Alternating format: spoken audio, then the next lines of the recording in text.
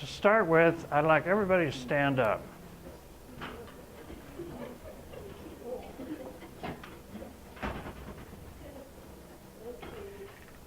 Okay, everybody that's been in the field now for 5 years or less, sit down. 5 years or less.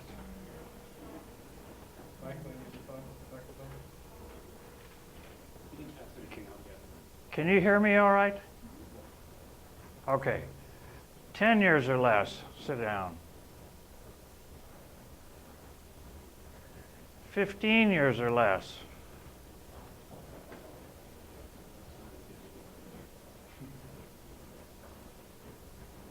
Okay, 20 years or less. Okay, these are your long-term survivors here.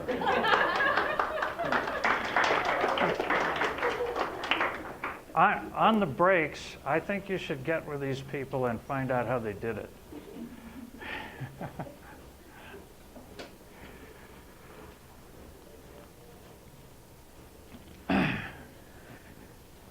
I've been in private practice for 37 years and been in this field for 46 years. And I don't know if you know about Stonewall.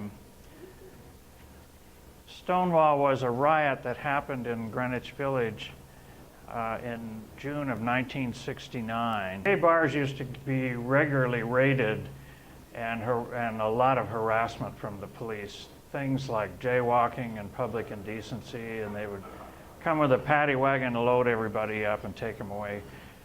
And at Stonewall, there was a drag queen named Sylvia Rivera who threw a beer bottle at a police officer, and that started the riot. And the riot lasted for 3 days.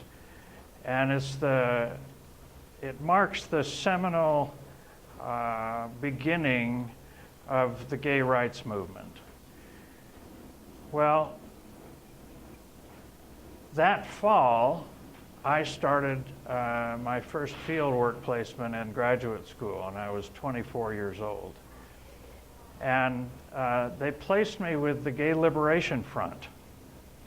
Ended up shaping the rest of my career because when I started private practice, people told me that the best thing was to have a specialty.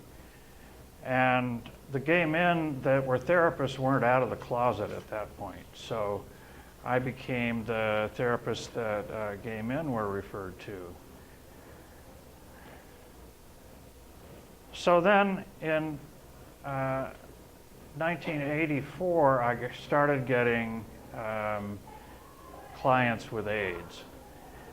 And within a few years, 60% of my clients had HIV. So let's segue into what trauma is. Trauma is an experience, is defined as one that involves a threat or reality of death, serious injury, or damage to physical integrity. You have to think about the fact that when these young men were getting AIDS, there was no cure. And at the very beginning, the prognosis was only about 1.5 years. So here is a collage that was done, and I had 2 HIV groups, and this is one of the collages that was done. And it reflects the kind of trauma that they were going through at the time. Down here, he's got Band-Aids on his eyes.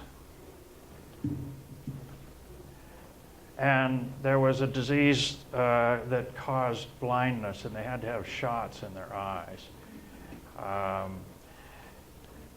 There's lots about death and dying. This is medical marijuana, or symbolizes medical marijuana at a time that Colorado, it wasn't okay to do that, but a lot of guys needed that in order to have an appetite because there was some serious weight loss.